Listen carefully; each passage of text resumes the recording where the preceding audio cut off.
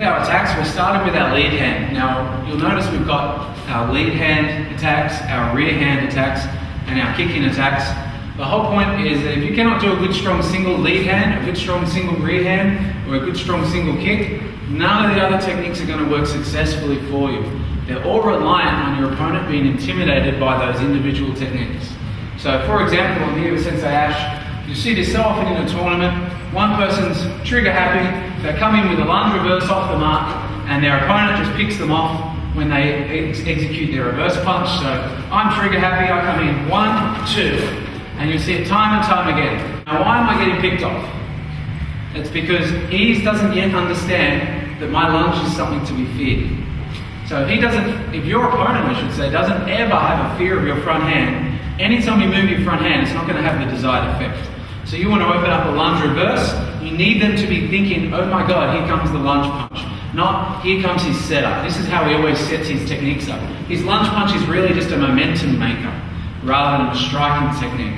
So I can't stress how important it is to get a single lunge, a single reverse, or a single kickoff, because from those techniques, they become a platform from all the other techniques to work off. So L1 is our lunge punch, and it's probably the easiest technique to score with, or perhaps that or a reverse punch. And again, it's a technique so few students have a good grip on. So we want to make sure, for one, we're in our fighting stance. There's two options. Our front leg leads, and we hit out early. We don't step into the area and then punch. Our front leg leads, and our back leg follows. Front leg leads, back leg follows. The only other option is both legs work at the same time. There's no other option.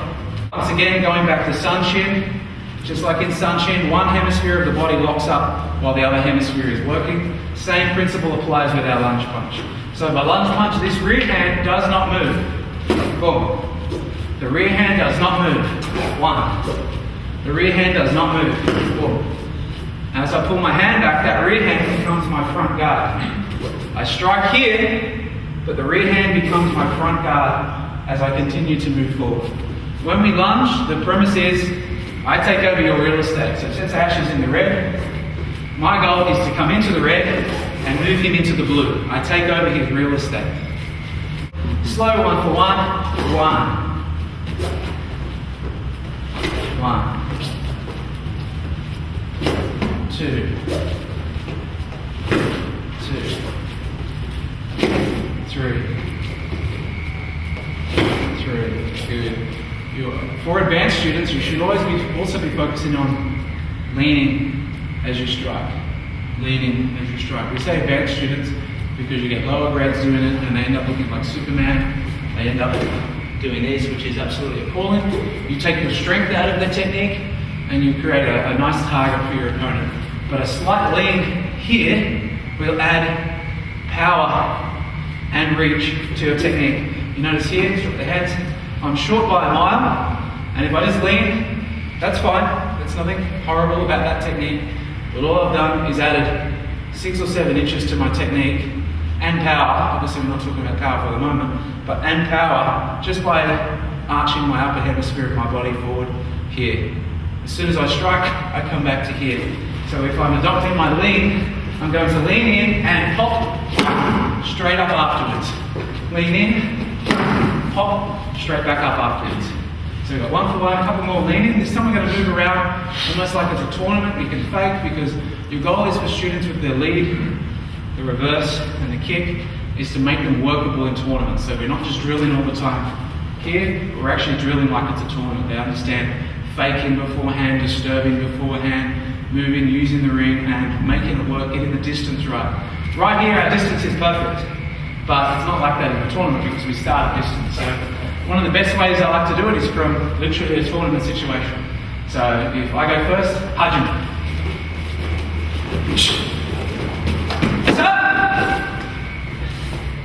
Since Ashes go, Hajim.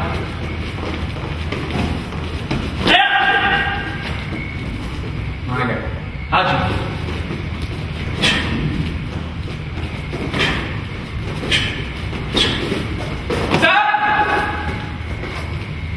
Ashes go. Hajim.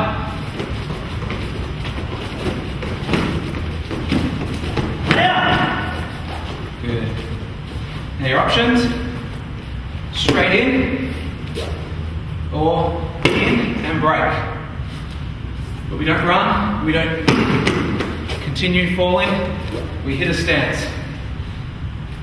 Again, we've got straight in, 1. Think of first kata, straight in, 1. Or we've got in and break. Think of first kata, break. So we've got the 2 movements in first kata, 2 of the movements in first kata. I've got my opponent, we've got him a slight angle. So I've got straight in, or I can break. You've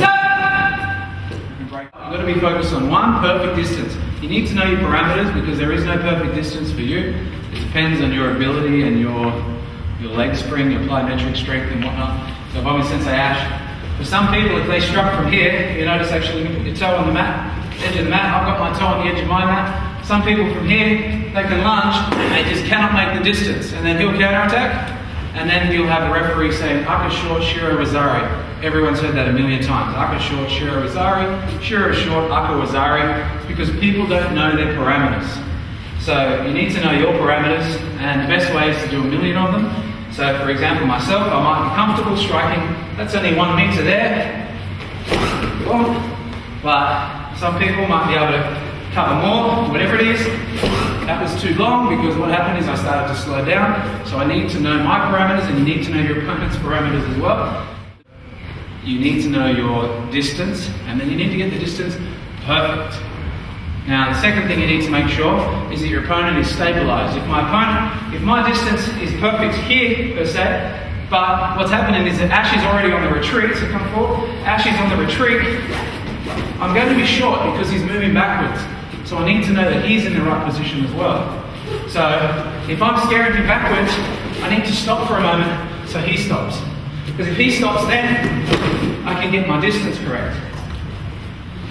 Second thing, we need to make sure we eliminate any telegraphing. So telegraphing like this, closing the hands, pulling the hand back, leaning the body, breathing, gritting your teeth.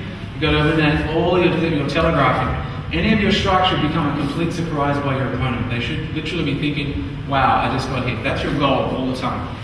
So we've got our lunge, get our perfect distance and eliminate any telegraphing so it comes straight out.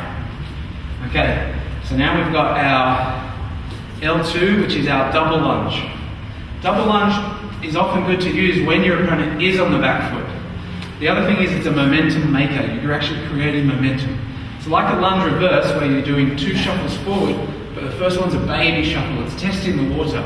So again, if I'm with Sensei Ash here, from here, a baby shuffle. If I do a baby shuffle and he backs away, I'm going to be short if I do my lunge reverse. But if I dip my toe in the water and he decides that he's comfortable with that, next time I dip my toe in the water, I'm going to decide to dive in completely. So we're here, I dip my toe in the water, I like it. I dip my toe in the water, I like it. So I follow up the second time by diving straight in. That's our double lunge. So once again, a lot of people do the double lunge and they have too many clunky movements. Too much is going on and it doesn't work for them. So we want to make sure from here, 1, 2. That's a very fine 1, 2, 1, 2. So we go 1 for 1 now with our L2 technique. We're talking about attacking L2s, not defending L2s, which... Okay, so we've got double lunge, 1 for 1. Ash can go first. And Margot, how'd you make it? Into sternum, up in the sternum. 1, 2. That was very poor sunshine there. Sunshine. How'd you make it? Ash, let's go.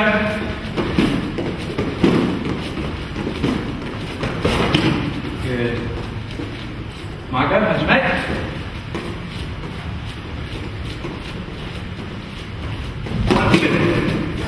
And notice there, I didn't take over his real estate. Tired.